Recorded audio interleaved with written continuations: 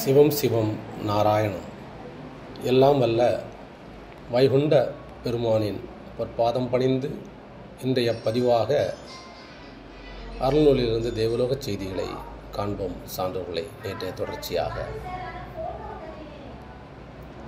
சூரியன் திசை மாறி கலியுகம் முடியவோர் சொப்பன வித்தேசம் சொன்னேன் சிவனே ஐயா. கலியை அழிப்பதற்கு கண்ணில் வித்தேசம் கண்ட காரணம் சொல்லலுற்றேன் சிவனே ஐயா. பெட்டகத்து விளக்கு தட்டுப்பெட்டெண்ணெய் சிந்தி போகவும் கண்டேன் ஐயோ சிவனே ஐயா. பாம்பை கடிக்க வந்த கீரியை சிறி மாறி பாம்பெட்டி கொத்த கண்டேன் சிவனே ஐயா. பூனை போய் யானையுடன் போர் பொருதி முன்காலால் பொத்தி எடுக்க கண்டேன் சிவனே ஐயா. பச்சை பாம்பை கண்டவுடன் மயில்களெல்லாம் பதுங்கி கிடக்க கண்டேன் சிவனே ஐயா.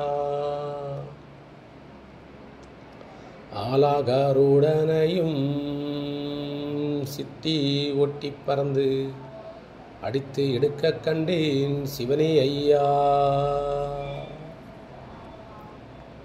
இதனுடைய விளக்க உரையாக சான்றோர் எழுதிய புத்தகத்திலிருந்து விளக்கங்களை பார்ப்போம். சான்றோர்களை எனக்கு தெரிந்த எனக்கு உணர்த்தப்பட்ட செய்திகளையும் சொல்கிறேன். சான்றோர்களை, கலியுகம் முடிகிற காலத்தில் என்னென்ன நடக்கும் என்பதை ஐயா தருகிறார்.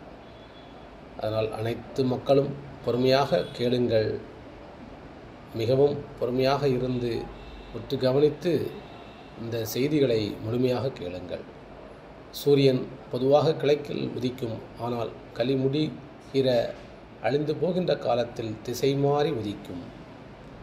பெட்டகத்து விளக்கு தட்டுப்பட்டு எண்ணெய் சிந்தி போக, அதாவது ஒரு குடும்பத்தில் பெண் என்பவள் குடும்பத்தின் கௌரவத்தை காக்கக்கூடிய ஒளிதரும் குத்துவிளக்கு போன்றவள். ஆனால் அப்படிப்பட்ட அந்த குடும்பத்தின் பெண்ணால் மான மரியாதை கெட்டு ஒளி இழந்து சிந்தி சிதறி போகும். கலி அழியும் காலத்தில் இது மாதிரியான நிலைகள் ஏற்படும்.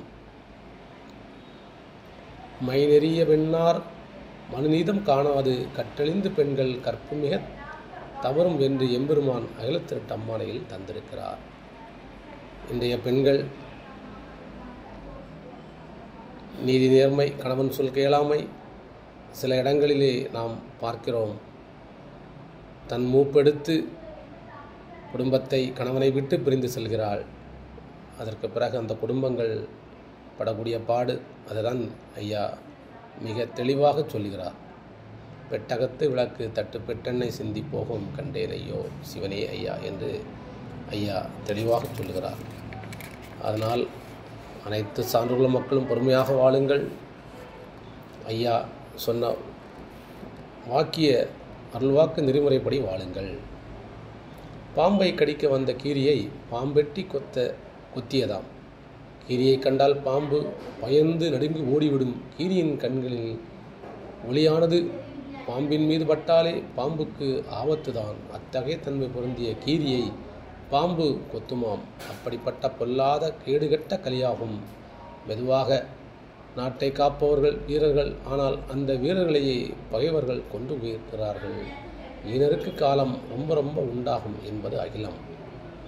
இன்றைக்கி நம்ம சமூக வலைத்தளங்களில் பார்த்தாலே பாம்பும் கீரியும் சண்டை போடும். போட்டாச்சுன்னா பார்த்தீங்கன்னாலே பாம்பு எலும்பி நிற்கும், மேலே எலும்பி நிற்கும். அந்த மாதிரி அதே மாதிரி பாம்பு தவளையை சாப்பிடும். நானே சமூக வலைத்தளத்தில் பார்த்துருக்கேன்.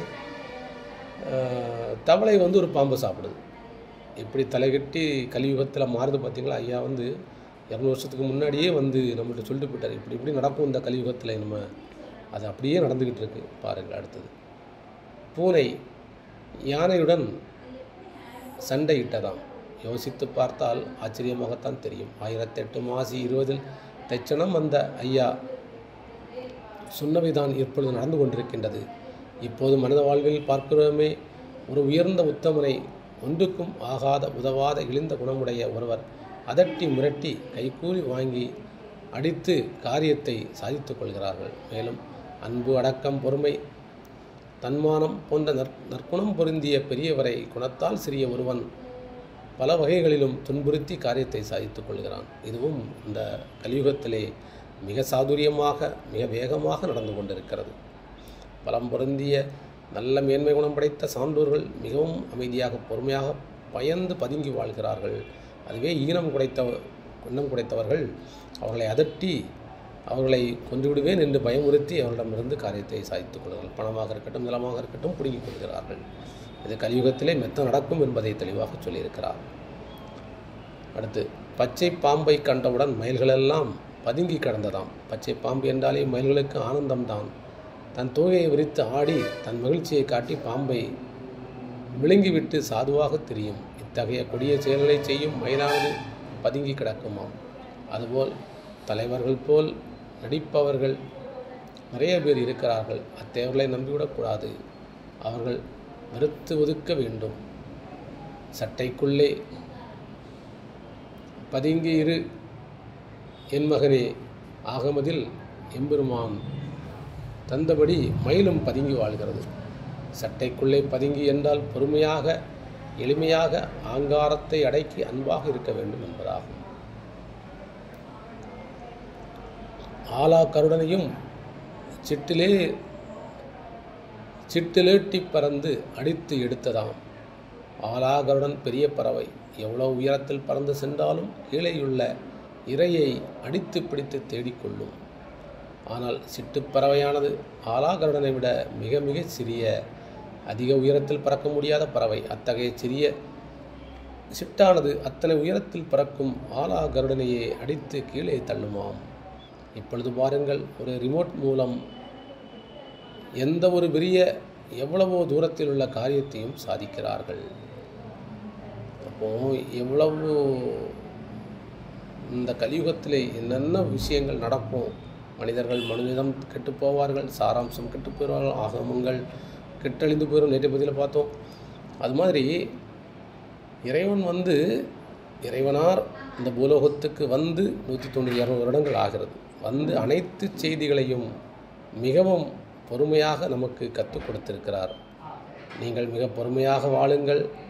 உங்களுக்கான அனைத்து தேவைகளும் நீங்கள் ஐயாவை நினைத்து பொறுமையாக வாழ்ந்தீர்கள் என்றால் கிடைக்கும் என்று ஐயா அறுதியிட்டு உறுதியாக சொல்லியிருக்கிறார். என்னென்ன செயல்களெல்லாம் நடக்கும் என்பதை இன்றைய பதிவாக பார்த்திருக்கிறோம். அதனால் அனைவரும் பொறுமையை கடைபிடியுங்கள், நேர்மையாக வாழுங்கள். ஐயா உண்டு.